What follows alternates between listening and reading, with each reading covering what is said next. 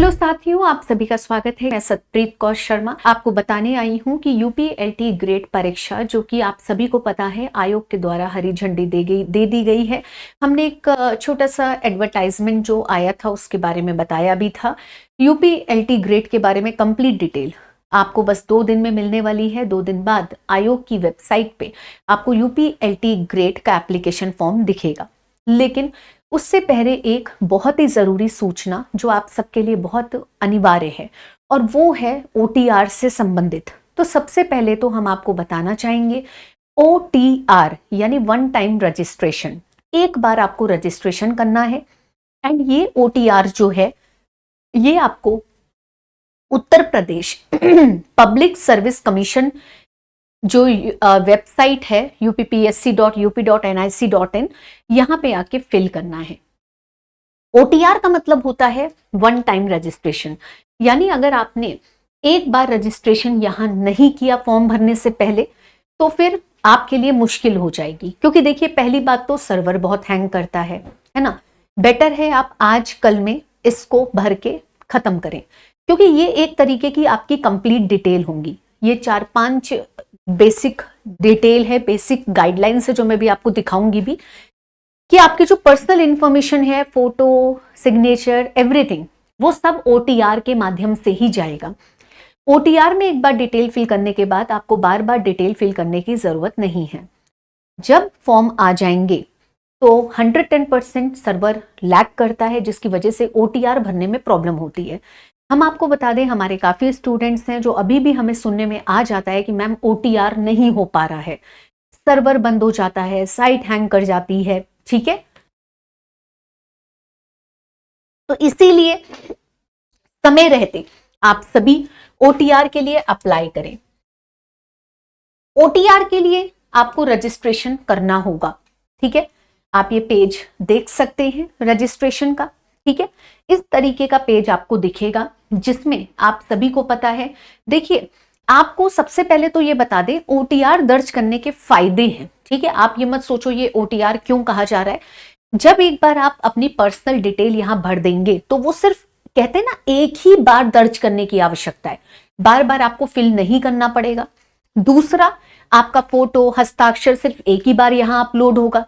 तीसरा, यहां पर मतलब जो भी आपका व्यक्तिगत विवरण है वो पूरे टाइम उपलब्ध रहेगा। आपको स्टूडेंट डैशबोर्ड में जाके लॉगिन करना है, आपकी इंफॉर्मेशन सारी खुल जाएगी। सरकारी नौकरी की भिन्न भिन्न अधिसूचनाओं के सापेक्ष आवेदन प्रक्रिया में ओटीआर में दर्ज सूचनाएं स्वयं प्रदर्शित हो जाएंगी, यानी आपको बार बार लिखने की जरूरत नहीं पड़ेगी। ठीक है, इसको भरने से पहले, ओटीआर भरने से पहले आपके जो महत्वपूर्ण दस्तावेज हैं वो आपके पास होने चाहिए। जैसे आपको पता है एलटी ग्रेड में जो एलिजिबिलिटी क्राइटेरिया है वो आपका ग्रेजुएशन बीएड मांगा गया है। तो सबसे पहली बात तो ग्रेजुएशन की डिग्री सर्टिफिकेट अपने पास रखें, मार्कशीट। साथ ही साथ आप अपना बीएड का भी सब कुछ अपने पास रखें। 10th 12th हर जगह मैंडेटरी है, और आपका एक आइडेंटिटी प्रूफ, आप आधार और पैन भी अपने पास रखें क्योंकि ये भरते वक्त आपको ये सारी चीजें काम आएंगी। ठीक है, जब आप क्लिक हियर फॉर ओटीआर करेंगे तो आपके पास आएगा। देखिए, जब भी हम कहीं लॉगिन करते हैं या हम ओटीआर से संबंधित ओटीआर को जब यहां फिल करेंगे तो आपको रजिस्टर करना होगा। लॉगिन वो बच्चे करते हैं जो पहले से रजिस्टर्ड होते हैं। ठीक है, लॉगिन वो लोग करते हैं जो पहले से रजिस्टर्ड होते हैं। मान लो मैं न्यू हूं, मैं यूपीएलटी ग्रेड के लिए अप्लाई कर रही हूं, तो मुझे क्या करना होगा, रजिस्टर करना होगा। मैं रजिस्टर करूंगी। ठीक है, रजिस्टर के लिए मैं सबसे पहले साइन अप ऑप्शन पे आऊंगी, लॉगिन पे नहीं आऊंगी। लॉगिन में वो आते हैं जो पहले से फॉर्म को भरे हुए हैं, साइन अप में वो आएंगे जो नए बच्चे हैं। ठीक है, यानी अपनी डिटेल फिल करो, वही तो ओटीआर कहलाएगा। तुम्हें अपनी ईमेल आईडी डालनी है, मोबाइल नंबर डालना है, फिर तुम वेरीफाई करोगे। ठीक है, ओटीपी के थ्रू वेरीफाई होगा। ठीक है, फिर आप एंटर करिए details for OTR after verification of mobile number. आपको बता दें, कुछ बच्चों ने कई जगह मैंने देखा भी, परेशान भी है बच्चे। कुछ बच्चे इस बात को लेके परेशान है कि मैम हमारी फोटो और सिग्नेचर अपलोड नहीं हो पा रहा है, या मैम हमें बता दीजिए फोटो सिग्नेचर का क्या डायमेंशंस है। तो देखिए भाई, सीधी सी बात है, फोटो और सिग्नेचर का डायमेंशन यहाँ क्लियर है। चौड़ाई 5 centimetre, height 6 centimetre, signature 6 centimetre and 3 centimetre. इन्होंने मेंशन किया है सिग्नेचर एंड फोटोग्राफ का डायमेंशंस। अगर आपका डायमेंशन इसके ऊपर है या इससे कम है तो यहाँ पे फोटो अटैच नहीं होगी। ठीक है, कन्वर्ट कर लीजिए गूगल पे, आसानी से हो जाता है। आप गूगल में कन्वर्ट करके अपनी फोटो और सिग्नेचर पहले से रेडी रखिए, ये इस डेटा के अकॉर्डिंग पहले से रेडी रखिए। ठीक है, उसके बाद आपको आधार नंबर डालना है, आपको फर्स्ट नेम अपना डालना है, मिडल नेम अगर बीच में है कोई तो डालिए, वरना लास्ट नेम डालिए। ठीक है, जैसे अगर सतप्रीत कौर है तो सतप्रीत फर्स्ट नेम में है, कौर लास्ट नेम में आ जाएगा। ठीक है, जेंडर सिलेक्ट करिए। ठीक है, आपको जेंडर सिलेक्ट करना है, male female. Date of birth according to 10th certificate. Domicile select करो, कहां रहते हो। ठीक है, होम डिस्ट्रिक्ट सिलेक्ट करो और अपनी कैटेगरी सिलेक्ट करो। ठीक है, these are the normal basic personal information regarding you, आपके पर्सनल इंफॉर्मेशन है ये। फिर आपको अपने पिताजी का नाम लिखना है, पहला नाम और आखिरी नाम। आपको अपनी माताजी का नाम लिखना है, पहला और आखिरी नाम, हाई स्कूल सर्टिफिकेट के अकॉर्डिंग। हाई स्कूल क्वालिफिकेशन बतानी है, आप किस बोर्ड से थे, फॉर एग्जांपल यूपी बोर्ड या माध्यमिक शिक्षा परिषद बोर्ड, इसमें ऑप्शंस होंगे, आप जिस भी बोर्ड से थे। ईयर ऑफ पासिंग, आपने किस साल में पास किया है। रोल नंबर, अपना मार्कशीट लेके बैठे, इसीलिए कह रहे हैं क्योंकि अब आपको क्लास 10th का रोल नंबर याद है कि नहीं याद है। परसेंटेज तो आप याद कर सकते हो, रोल नंबर थोड़ी ना याद रखोगे, तो अपना डेटा अपने पास लेके बैठिए। फिर आपको यहाँ वेरिफिकेशन कोड डालना है और रजिस्टर कर देना है। ठीक है, ये पहला स्टेप है। जब आपने ये पहला स्टेप कर लिया, ठीक है, ध्यान से देखिएगा, जब आप ये पहला स्टेप कर लेंगे तो बेसिक रिक्वायरमेंट में आपने ये सारी डिटेल भर दी।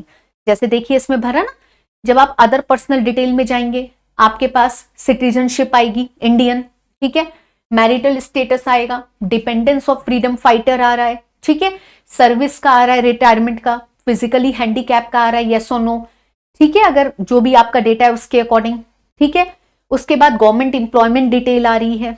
ठीक है, उसके बाद परमानेंट एड्रेस आ रहा है, ई कम्युनिकेशन डिटेल आ रही है। ई कम्युनिकेशन बोले तो अपना मोबाइल नंबर बताओ, ईमेल आईडी बताओ, ऑल्टरनेट नंबर बताओ, ऑल्टरनेट ईमेल आईडी बताओ, ताकि ऑनलाइन माध्यम से कैसे संपर्क किया जाए। ठीक है, परमानेंट एड्रेस अपना बता देना जहां तुम रहते हो। ठीक है, फिर करस्पॉन्डेंस एड्रेस बता दो। ठीक है, करस्पॉन्डेंस एड्रेस अगर परमानेंट है तो यहां पे टिक कर देना। उसके बाद अपना डेट और अपना साइन अपलोड कर देना। तो ये बेसिक डिटेल थी, गाइडलाइंस के अकॉर्डिंग आपकी बेसिक डिटेल थी पर्सनल डिटेल, जो आपने अभी देख ली कि कैसे कैसे फिल करना है। ठीक है, कैसे कैसे फिल करना है, आपने पर्सनल डिटेल को तो बहुत अच्छे से देख लिया। उसके बाद आप देख सकते हैं, आपने कम्युनिकेशन देखा, क्वालिफिकेशन देखा। ठीक है, फिर आपने एक्सपीरियंस डिटेल देखी, क्योंकि इसी में सब कुछ है कि आपको एम्प्लॉय डिटेल डालनी है कि अगर आपने कभी मतलब आपका पहला एक्सपीरियंस है, कहीं आपने जॉब कर रखी है, आप एक्सपीरियंस्ड हो, तो वो भी यहाँ अप्लाई कर सकते हो। अपने एम्प्लॉयर का नाम, फिर नेम एंड एड्रेस, फिर ऑर्गेनाइजेशन, मतलब पूरी डिटेल जाएगी। आपने कहीं काम कर रखा है तो पूरी डिटेल होती है। जब हम कहीं ज्वाइन करते हैं हमें ज्वाइनिंग लेटर मिलता है, जब हम छोड़ते हैं तो हमें, आपको पता है, तब भी हमें एक्सपीरियंस सर्टिफिकेट मिलता है ना। तो सारी डिटेल यहाँ पे आएगी, आपके ऑर्गेनाइजेशन का ईमेल वगैरह सब कुछ। एम्प्लॉय डिटेल यानी तुम्हारी, तो तुम्हें अपना ग्रेड पे, बेसिक पे सब कुछ लिखना होगा, वेदर यू आर वर्किंग। ठीक है, जितने में भी स्टार लगा है वो सारी डिटेल मैंडेटरी होंगी। ठीक है, वो सारी डिटेल मैंडेटरी होंगी। आखिरी स्टेप जो है उसमें आप देख सकते हैं कि जब आपने पर्सनल डिटेल अपनी फिल कर दी, कम्युनिकेशन डिटेल फिल कर दी है ना, इसको थोड़ा बड़ा कर देते हैं। आपने पर्सनल डिटेल फिल कर दी, कम्युनिकेशन भी कर दी, क्वालिफिकेशन भी कर दी, फोटो सिग्नेचर भी कर दिया, एक्सपीरियंस भी डाल दिया, तो अब तुम करोगे लॉक यानी फाइनल सबमिट। लेकिन मैं आपको ये भी बता दूं, एडिटिंग के ऑप्शन है। ठीक है, कि अगर आपसे कोई डिटेल गलत भर गई है तो आप एडिट कर सकते हैं। अब आप क्या करिए, ये सब करने से पहले मैं आपको बता दूं, जब आप सारी डिटेल भर देंगे तब आप लॉक एंड फाइनल पे जाएंगे, तब आपकी भरी हुई सारी डिटेल आपको नजर आएगी। तो एक बार आप क्रॉस चेक कर सकते हैं कि मैंने जो जो चीजें भरी क्या वो मैंने सही भरी, हर सेगमेंट की आप चेक कर सकते हैं। फिर आप जाकर के लॉक एंड फाइनल सबमिट कर सकते हैं। जब ये सारी चीजें आप कर लेंगे, ठीक है, जब ये सारी चीजें कर लेंगे, क्योंकि इस बीच आपको पासवर्ड, हाँ एक चीज और, जब वो पासवर्ड बनाने को बोलेंगे, रजिस्ट्रेशन में पासवर्ड, उसका भी सख्त ध्यान दीजिएगा। कई बार उसमें भी बच्चों के रिप्लाई आते हैं कि मैम हमारा पासवर्ड एक्सेप्ट नहीं कर रहा है, तो एक अपर केस रखिए उसमें, यानी कैपिटल लेटर, डिजिट भी रखो और एक स्पेशल कैरेक्टर भी रखो, तो तुम्हारा पासवर्ड ऑटोमेटिकली वो एक्सेप्ट करेगा। ठीक है, तो कहने का मतलब ये है, गाइडलाइंस पे जाकर के जब तुम सारी चीजों को देखोगे यहाँ पे, क्योंकि सारी चीजें, उसके बाद तुम जब ऑटोमेटिकली वापस आओगे, है ना, ऑटोमेटिकली वापस आओगे, तो तुम्हें यहाँ पे लॉग इन करना होगा। लॉग इन तुम ओटीपी के थ्रू भी कर सकते हो, तुम लॉग इन आईडी के थ्रू भी कर सकते हो, फिर तुम्हें वेरिफिकेशन कोड डालना है, फिर लॉग इन करना है। लॉग इन तभी होगा जब ओटीआर पॉसिबल होगा।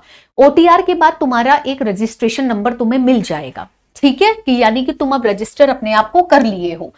उसके बाद यानी कि सबसे पहले रजिस्ट्रेशन करना है, उसके बाद लॉग इन करना है, फिर वेरीफाई करनी है डिटेल, फिर आपको वैलिडेशन करना है। थोड़ा सा ध्यान दीजिएगा। ठीक है, कौन कौन से स्टेप है, कैसे कैसे स्टेप है, वो सारी चीजें मैंने आपको बताने की कोशिश की है।